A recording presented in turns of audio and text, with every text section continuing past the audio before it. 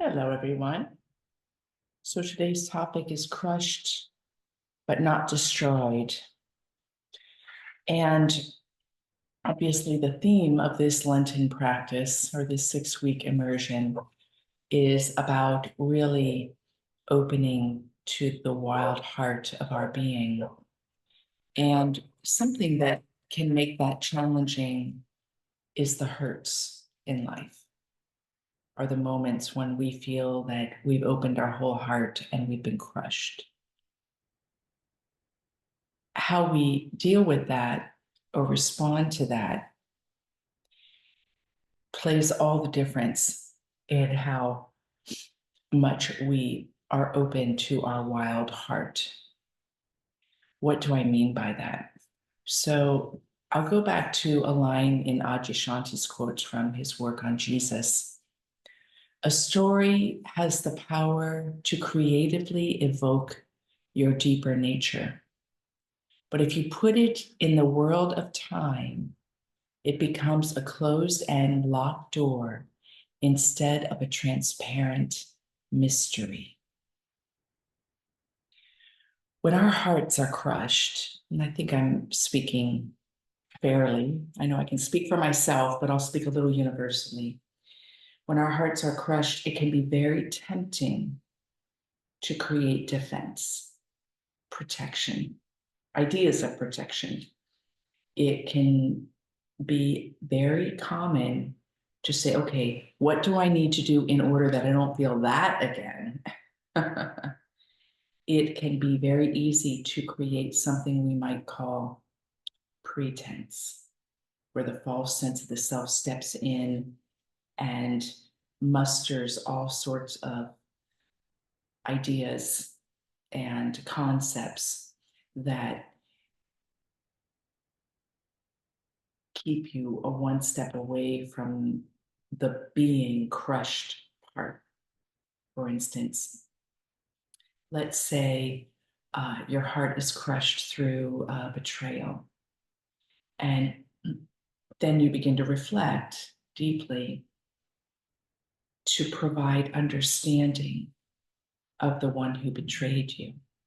And that's very helpful. I know I do that myself. Look at it from their angle or look at it from how you can have compassion for their trauma. And that's very, very helpful.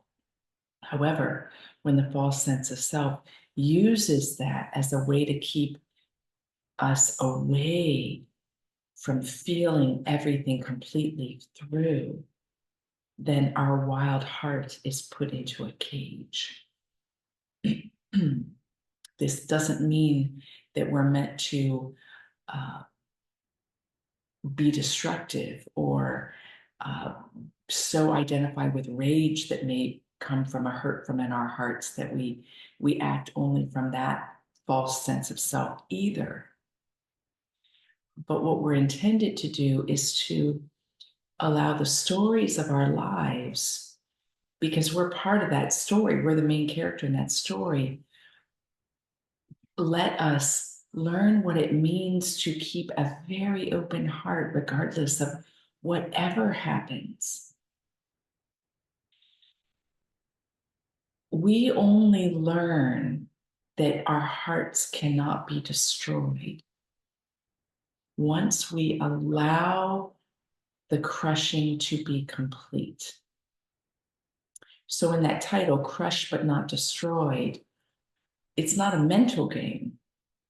If we're crushed, but we're holding ourselves away from the experience, we're disassociating, then we don't know experientially what it's really like to be crushed and to discover that we're not destroyed.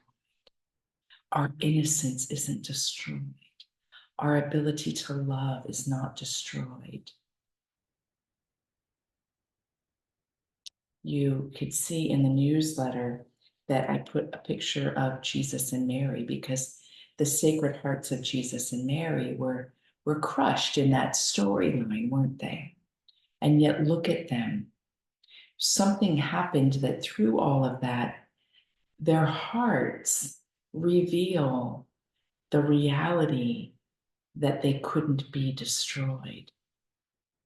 but it's not a posturing. It's not a seeking out of suffering. It's not any kind of ways that we might uh, put it into a storyline that doesn't take all of us.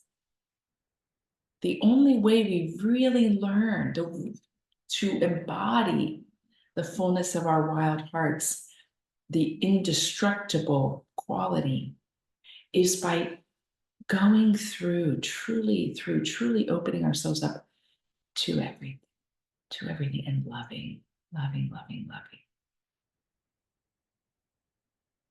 We can't discover where we stand in stability if we've always got a hook holding us back from jumping off the cliff. It's another way to look at it, right? Another way. And you get this in this storyline. We can apply Aj's words.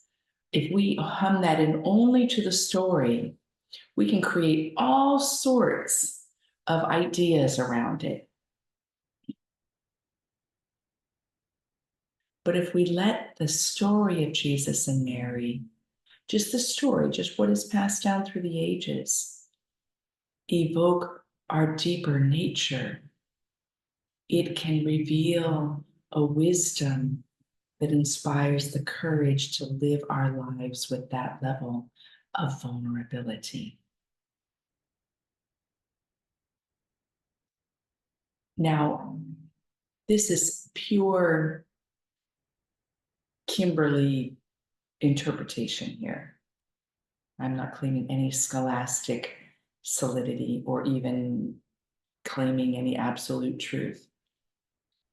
But I believe Jesus and Mary's hearts were crushed. And I believe that in that crushing, they had the knowing that that wasn't the end, that that wasn't the destruction, but they didn't have the knowing of what that actually meant.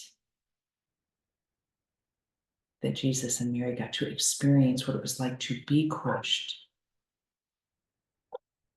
to give themselves 100% to it for the sake of love, to be sustained in love, and in that then to have the delightful experience of what we talk about as resurrection. So today then we're going to chant a mantra, and super easy. It's a version, well, it's Om So Hum. And we've done versions of that, but we've done Om instead of Om, and we've done So Hum instead of So Hung, Hung. So we're doing ONG, Om So Hum. I might have to just say those dogs are excited, aren't they? I don't know if you can hear them, but it sounds like there's about 10 or 20 dogs crying out at full voice. So they're supporting us as kind of a backdrop drone to our experience together. Om So Hum. Om So Hum. All right.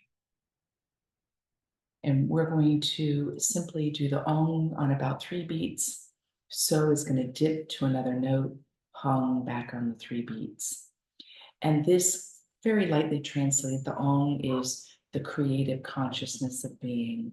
The So Hum, which we've done So Hum, is I am that. But we're going to let the focus come to the heart. If you're listening to this video, I believe that you have had experiences in your life that have crushed you, whether it's in your own life journey and relationships, whether it's events in your life, whether it's world events. In some way, I believe that you have experienced at least once and probably many times your heart being crushed. And what we're going to do with the Om So Hum is focus the attention on the heart and the heart chakra and allow the heart chakra to release. To release in the embrace of